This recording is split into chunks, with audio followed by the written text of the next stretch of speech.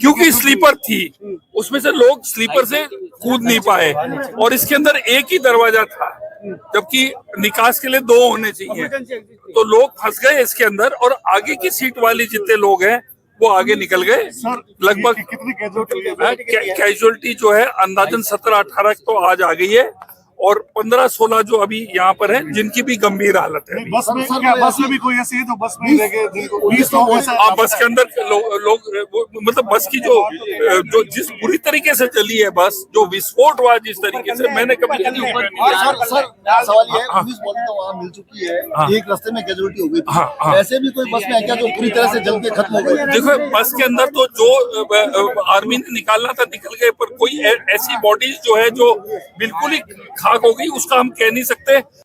घटना जैसलमेर के थैयाद गांव में हुई वाकई दुखद है और पूरे प्रदेश में एक दुख की लहर है। जाहिर सी बात है कि जो तमाम लोग जो आज यहाँ पहुंचे हैं, जो जोधपुर तक जिनको ले आया गया है घायल अवस्था में, हम सभी की नैतिक जिम्मेदारी बनती है कि हम इनके लिए कुछ ना कुछ करें। आज का समय जो है मुझे लग रहा है कि ये किसी टीका टिप्पणी का नहीं है, कि प्रशासन की खामियों को गिनाने के हमारे पास और भी काफी समय रहेगा, पर वर्तमान समय में जो घायल है उनके परिवारजनों को हिम्मत देने की जरूरत है। साथ ही साथ वो तमाम लोग जिनकी अभी तक जो आइडेंटिफाई नहीं हुए, मेरा निवेदन है कि एक हेल्पलाइन नंबर जो अभी जिला प्रशासन के द्वारा जारी किए गए हैं, आप सब पधारें और डीएनए सैंपल दें। और प्रशासन पूरे तरीके से, हमारा प्रशासन से भी निवेदन है, हमने मुख्यमंत्री जी से भी निवेदन किया था, मुख्यमंत्री जी इस मामले में पूरे तरीके से संवेदनशील भी लगे। जैसलमेर में जो बस दुर्घटना हुई है अत्यंत दुखद है, बहुत भयावह है, इसमें हृदय बहुत दुखी है। किस प्रकार से बस एसी बस थी जिसमें शॉर्ट सर्किट से अंदर आग लग गई और लगभग 16 लोग झुलस गए, बहुत अत्यंत दुखद है। मैं ईश्वर से प्रार्थना करता हूं कि दिवंगत आत्माओं को शांति प्रदान करे, परिजनों को वियोग सहने की शक्ति दे और जो घायल है उसके उपचार के लिए कोई कसर नहीं छोड़ी जाएगी, पूरे प्रयास किए जा रहे हैं। और हमारे मुख्यमंत्री जी भी तत्काल वहां पहुंच गए और वहां पहुंचकर जो कुछ भी राहत दे सकते हैं वो पूरी व्यवस्था सुनिश्चित करेंगे। तो खौफनाक हादसे का सच क्या है दोस्तों, ये आपके मन में सवाल होगा, मेरे मन में भी है। जरा हम आपको बताएं, 5 दिन पहले ही रूट पर यह बस लगी थी। 5 दिन पहले, जरा ग्राफिक्स के जरिए समझिए, 5 दिन पहले रूट पर बस लगी थी।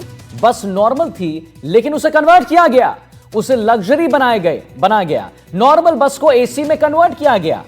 जुगाड़ी की बस को परमिट दिया तो दिया किसने, यह सबसे पहला सवाल है, ज्वलंत मुद्दा है। स्लीपर होने से गैलरी बेहद सक्रिय हो गई, जिसकी वजह से लोग जब फंस गए, जब यह बंद हो गया दरवाजा, एक ही दरवाजा था, उसके बाद क्या हुआ आप खुद देख सकते हैं। और जरा सोचिए, यह जब धू धू कर जल रहा था बस, तो अंदर लोग थे जो भी जल रहे थे।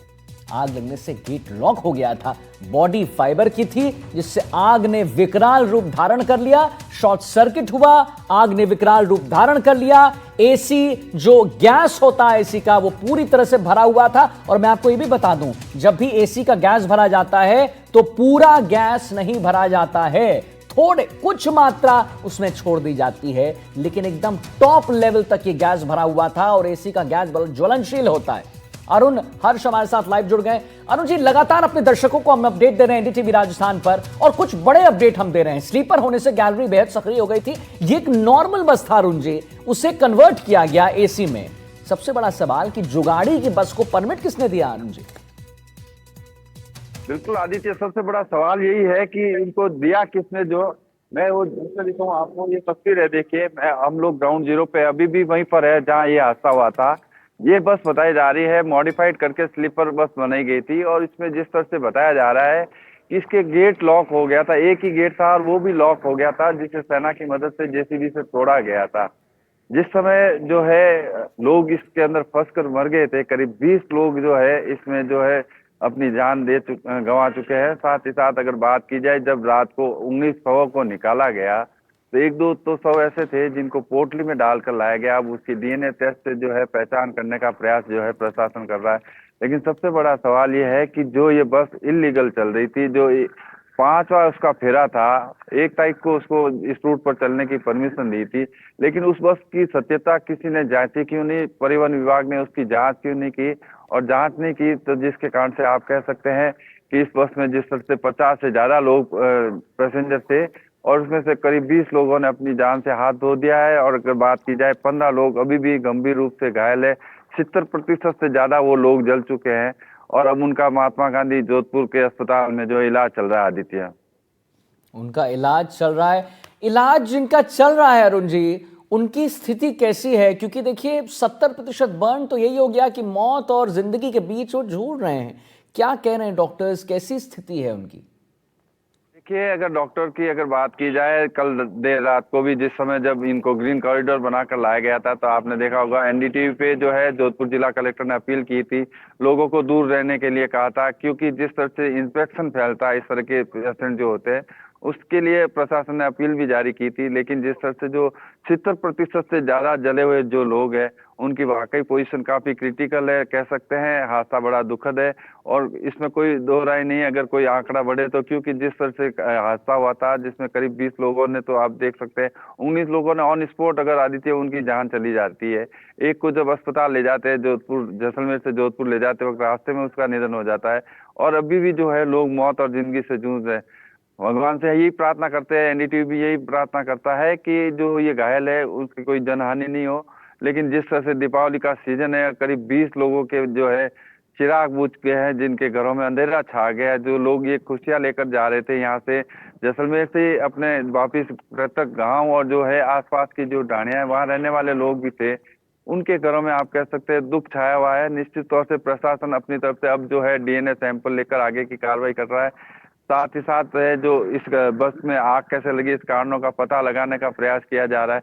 कुछ लोग आए हैं, उनसे जानने का प्रयास करता हूँ आदित्य, ये लोग जी, कल आग लगी बिल्कुल। जब आप यहाँ थे क्या? यहाँ पर आप यहाँ नहीं थे, क्या लगता है कितना दुखद हादसा हुआ है यहाँ पर? बस इससे है कि सर मतलब बस एकदम चलते चलते गाड़ी आग वहाँ से लगने लग गई थी, अब यहाँ एकदम आने से रुक गई थी, और आगे मतलब जो परिजन थे वो बाहर निकल नहीं पाए, तो आग लग गई अंदर, उसके अंदर पता नहीं बाकी वाला। हम तो हमारे यहाँ मतलब ट्यूबवेल भी हमारे मतलब गांव का ट्यूबवेल है, वहाँ के भी बहुत लोग आए इधर, और उन्होंने भी बहुत प्रयास किया, फिर भी बाहर निकाल नहीं पाए।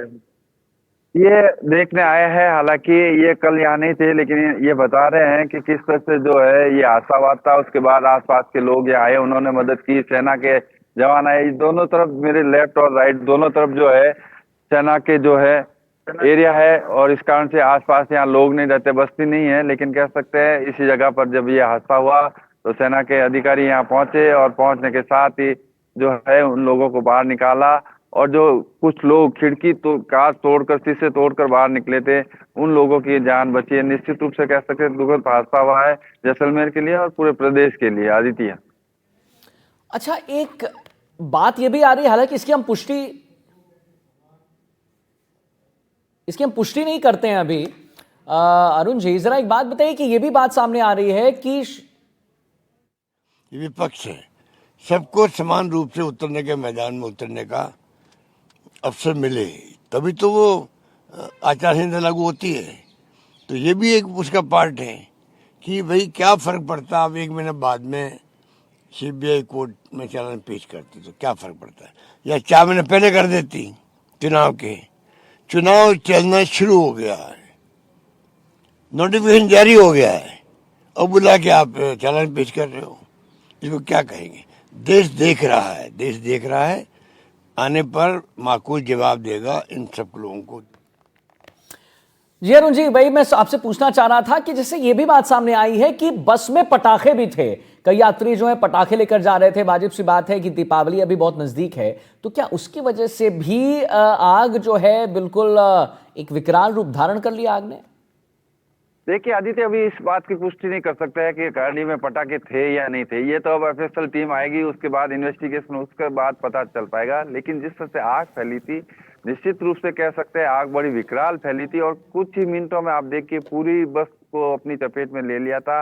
लेकिन उसके बाद अगर बात की जाए तो बताया जा रहा है कि जो मेन गेट था वो लॉक हो गया था, और लॉक होने की वजह से बाद में उसे जो है जेसीबी की मदद से तोड़ा गया। अब ये सारी एफएसएल जांच और पुलिस इन्वेस्टिगेशन में सामने आएगा कि वाकई उसमें कोई ज्वलनशील पदार्थ था या पटाखे थे या कोई लिक्विड था जिसके कारण से आग फैली। लेकिन कह सकते हैं जिस तरह से आग लगी, आप देखिए आग तुरंत ही प्रभाव से पूरी बस में फैल गई थी और उसके कारण से जो है ये आग विकराल रूप लेकर जिस तरह से लोगों को 20 लोगों की मौत हुई है। तो ये आग जो फैली थी आदित्य, उसमें कह सकते हैं कि एक झटके के साथ पूरी गाड़ी में फैली थी। तो निश्चित तौर से पटाखे या दूसरा कोई अन्य ज्वलनशील पदार्थ हो सकता है जिसके कारण से ये आग फैली है। अब ये जांच के बाद पता चल पाएगा आदित्य। जांच के बाद पता चल पाएगा कि क्या कोई ज्वलनशील पदार्थ था कि नहीं उसमें।